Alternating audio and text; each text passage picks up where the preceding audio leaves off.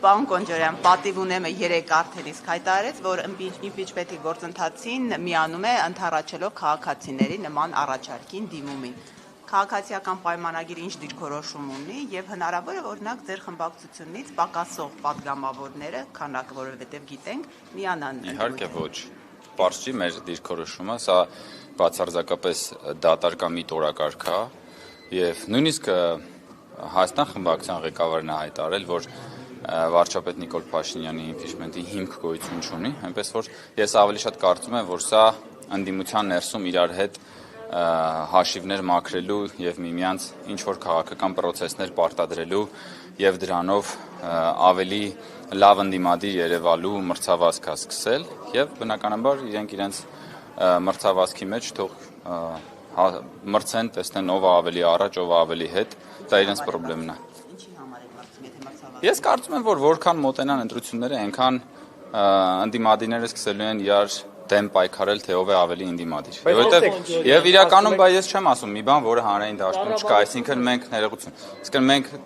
դուք էլ տեսնում եք, թե ինչ բառապաշարով, ինչ տեքստերով են իրենք իրար մասին խոսում, եւ չնայած ընդհանուր առմամբ թե արժեքային համակարգով, թե քաղաքական ինքնությամբ իրենք բոլորը նույն քաղաքական ինքնություն ունեն, նույն քաղաքական արմատ ունեն Ռոբերտ Քոչարյանը եւ Սերժ Սարգսյանը, սկզբունքորեն իրենց մեջ չի կարող լինել արժեքային եւ ֆունդամենտալ տարաձայնություններ, որովհետեւ գիտեք մաֆիոզները ոնց են, իրենք իրար հետ տարաձայնություններ կարան ունենան ազդեցության գոտիների բաժանման համար, բայց մաֆիոզները մնում են մաֆիոզներ։ Կառավարությունը իր ծրագիրը չի իրականացնում։ Ասում է իմպիչմենտի համար հիմքեր չկան, քանի որ Նիկոլ Փաշինյանը Ես որ մի հատ բարձր կանգնեմ, ներողություն էլի, հա։ Քանի որ Նիկոլ Փաշինյանը փայլուն կառավարիչ է բոլոր ոլորտներում, այդ թվում անկախային դուք եք այդպես։ Այո, ես էլ եմ այդպես կարծում, ես կարծում եմ, որ եւ համոզված եմ, որ բոլոր, բայց ձեր գործընկերոջ հարցը դեռ չեմ ավարտել։ Ես կարծում եմ եւ համոզված եմ, որ բոլոր երկրներում բոլոր կառավարությունները ունենում են եւ հաջողություններ, եւ դժվարություններ, եւ մենք մշտապես ինքնահայացմամբ ենք զբաղվում եւ փորձում ենք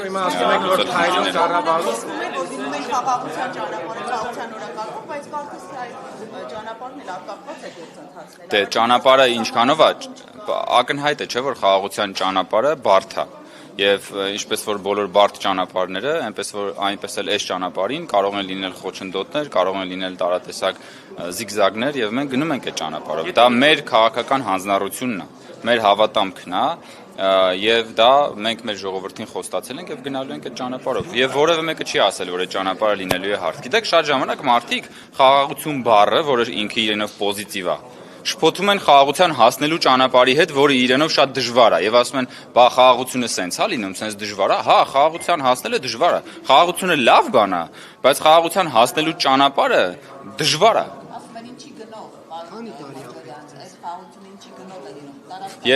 Եթե ներողություն պատասխանեմ երկու հարցին էլ էլի, եթե միայն մեզանից կախված լիներ խաղաղությունը, դա կլիներ շատ արագ։ Բայց ակնհայտ է, չէ՞ որ եթե խոսում ենք խաղաղության մասին, ուրեմն եղել է կոնֆլիկտ, ուրեմն կոնֆլիկտը առնվազն ունի երկու կողմ եւ միայն մեզանից չի կախված խաղաղության հասնելը։ Եվ հենց դրանով է պայմանավորված, որ մենք ունենք դժվարություններ, ինչպես որ ունեն բոլոր պետությունները, որոնք իրար հետ ունեցել են կոնֆլիկտներ, դժվարություններ։ Հիմա դուք այսօր որ նայում եք աշխարհի հիմնական թեժ կետերի, թեժ կոնֆլիկտներին, այնտեղ ամեն ինչ արագ է լինում, որտեղ նույնիսկ գերտերություններն են փորձում ուրեմն ամենօրյա ռեժիմով ջանքեր են գործադրում, որ խաղաղություն հաստատվի։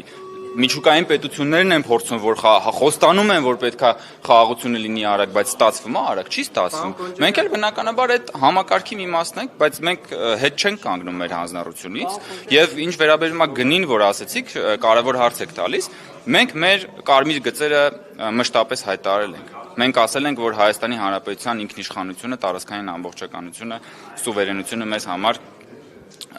ֆունդամենտալ արժեք է եւ դրանից որևէ հետքայլ ու կոմպրոմիս չի լինելու։ Մնացած մենք դրա մասին խոսել ենք, որ այո, մենք հայտարարել ենք, որ Հայաստանի Հանրապետության ավելի քան 200 քառակուսի կիլոմետր տարածք օկուպացված է, բայց մենք մեր առջև այդ տարածքները վերադարձնելու ռազմական խնդիր չենք դնում, որովհետև կարծում ենք, որ սահմանազատման ճանապարհով հնարավոր է այդ հարցը լուծել։ Եթե Նիկոլ Փաշինյանը փայլուն կառավարում է, ինչու է ամեն ինչ այսքան վատ։ Սակայն չի վերջնական մտածում, որովհետև տեխնացու չունեն, ասում են, օրինակ Ագնեսը Խամանյանն ասում է, Ռոբերտ Քոչարյանից պատգամավորները ԿՊԱ-ական վախենում են, դրա համար չեն առաջադրում, թե չկառաջադրեին, վախենում եք Քոչարյանից։ Դե եթե Ռոբերտ Քոչարյանից մենք վախենում էինք, 2021 թվականին Ռոբերտ Քոչարյանը պատգամավորական մանդատ ստացավ, թող գար մի հատ մեզ վախեցներ, բախի չեկավ։ Կարող է Ռոբերտ Քոչարյանը ինքը վախեցավ, որ չեկավ մեր դեմ դիմաց չկանգնես։ Մենք շատ սիրով կուզենայինք, մենք շատ BTS-ը էլ եմ ասում, ինչ պետք է իրան անեինք, ինչ պետք է անենք, պետք է խոսայինք, պետք է բանավիճեինք, ուրիշ ինչ-որ բան պետք է անենք, բաթո գար։ Պայմաններ է, չէ, պարոն Կոնջորյան, լինի ձեր դիմացը Սերժ Սարգսյանը, Ռոբերտ Քոչարյանը իրար դիմով, որ տենց փոխադարձ։ Ինձ համար նպաստավոր, ինձ համար, եթե ինչ որ մեկին է կարա թվա, որ նպաստավոր պայմաններ է, որ դուք եք օրինակ Նարեկ ջան հարց տվողը։ Ես չեմ կարծում, որ այդ տեսանկյունից պետք է նայել, եթե կա խորհրդարան, եթե կա խորհրդարան, եթե կան խորհրդարանական ուժեր, որոնց որ քաղաքացիները ընտրել են, մենք պիտի հաշվի նստենք այդ ուժերի դասավորության հետ եւ պիտի իրենց հետ փորձենք աշխատել, ինչը ենթադրում է նաեւ քաղաքական բանավեճ։ Իսկ եթե այդքան տենց Ագնեսա Խամանյանը եւ մյուսները խրոխտ ասում են, որ թե մենք վախենում ենք, շատ լավ, բա թե Ռոբերտ Քոչարյանը մանդատը վերցներ, գար հələ մի հատ տենայինք ով ումից վախենում։ Կարող է ինքը վախեցավ դրա համար մանդատը չվերցրեց։ Բայց քաղաքական թիմի առաջնորդն էր, գնացել էր իր դեմքով երկրորդ տեղն էին զբաղեցրել։ Բա թող վերցներ այդ բանը։ Չնայած հենա, ոնց որ պուն ասելա, որ իրանց պատրաստ են առաջադրեն, չէ՞։ Պուն։ Չի ասել պուն որ։ Պուն, չգիտեք ինչ է, հապավում է։ Պարոն Կոնջարյան, դուք ասացիք, որ կիսում եք տեսակետը, որ Նիկոլ Փաշինյանը փայլուն է ղեկավարում, բայց այս 7 տարիների ընթացքում հանրության մոտ ակնհայտ է, որ 2018 իրավիճակի 180 աստիճանով փոխվել է գոնե մեծամասնության մոտ, սա ենթադրում է, որ ձեր իշխանությունը տապալել է, եւ եթե փայլուն է ղեկավարում, ինչու է ամեն ինչ այդքան վատ։ Տես, փայլակ, արի առաջնորդվենք տրամաբանությամբ։ Դու ասում ես, որ 7 տարվա ընթացքում տապալվել է, չէ, 180 աստիճան փոխվել է։ 180 աստիճանը նշանակում է, որ ծայրահեղ բևեռային հակառակ տրամաբանությունն է։ Բայց եթե 7 տարվա մեջ 180 աստիճան փոխվել է։ Ոնց եղավ, որ 2021 թվականին քաղաքացիները մեզ տվեցին միանձնյա մեծամասնություն։ Չէ, բայց դու տես փայլակ, դու ասում ես մի րոպե։ Դու ասում ես 7 տարվա ընթացքում 180 աստիճան, այդ բայց 2021-ին մարդիկ էլի մեզ տվել են միանձնյա բան։ Միանձնյա այդ ում հաշվարկով Գելափի, Գելափը 2021 թվին ասում է Ռոբերտ Քոչարյանը գա բան դառնալու է բան, առաջի տեղ ազբաղեցնելու։ Հա? Մենք ներողություն, մենք 2021 թվականից առաջել ենք որոշ թիմերում պարտվել եւ 2021 թվականին գնացել հաղթել ենք, իսկ ով ասեց, որ մենք պիտի ունենանք այնպիսի երկիր, որտեղ որ իշխող մեծամասնությունը պարտադիր բոլոր տեղերում աբսոլյուտ իշխանություն պետք է ունենա։ Դուք տենց բան եք ուզում, դուք տենց երկիր եք ուզում, չէ, մենք իհարկե որպես քաղաքական ուժ մասնակցում ենք թիմերին, փորձում ենք հաղթանակել, բայց նաև ժողովրդավարությունը ենթադրում է, որ ինչ որ մի տեղում դիմում կհաղթես, ինչ որ մի տեղում կպարտվես, ինչը չի նշանակում, որ դա պետքա ուղղակիորեն պրոյեկտել համապետական ընտրությունների վրա։ Ես ուզում եմ ձեզ հիշեցնել, որ 2021 թվականի բազմաթիվ թիմերում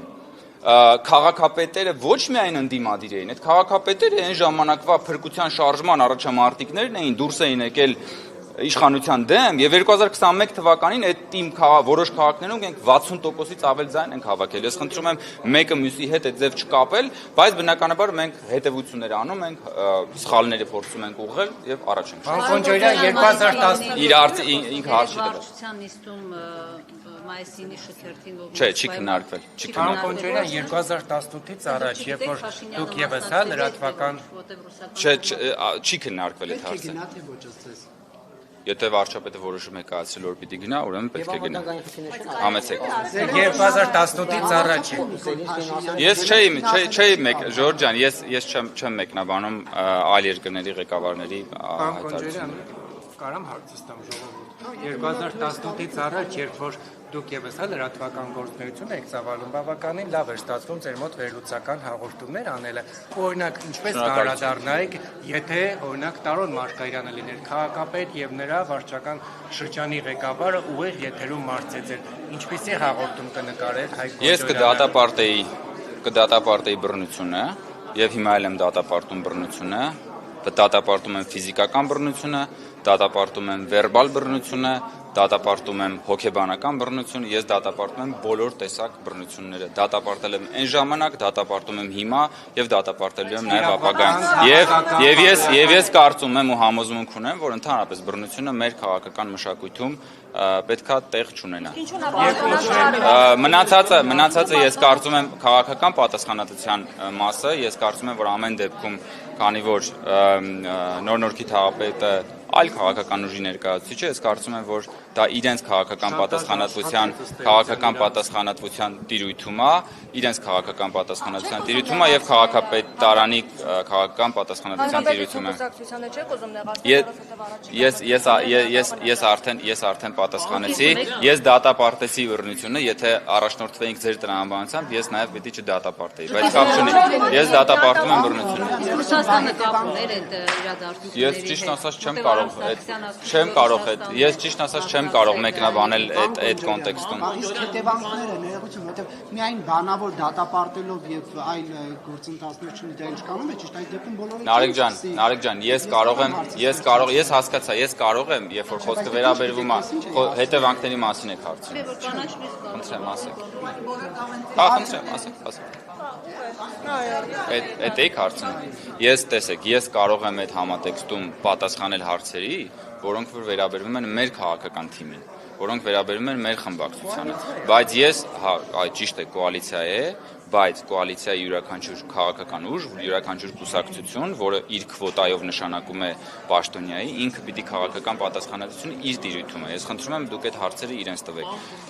Եվ նաև քաղաքապետանի տիրույթում է ու քաղաքապետի։ Որ առաջ լուսանկարը տարածվեց սրճարանից, դուք դժվերով եք, ուղղակի ուզում եմ հասկանալ դա ինչ-որ ենթամշակույթին հարելու նշան է, թե ձեր իմիջի մի մասն է։ Ծիծաղելի հարց եք տալիս, ես այդ հարցին նույնիսկ կարիք չեմ համարում պատասխանել։ Այլ հարցեր կան։ Շնորհակալություն, ելի գործընկեր։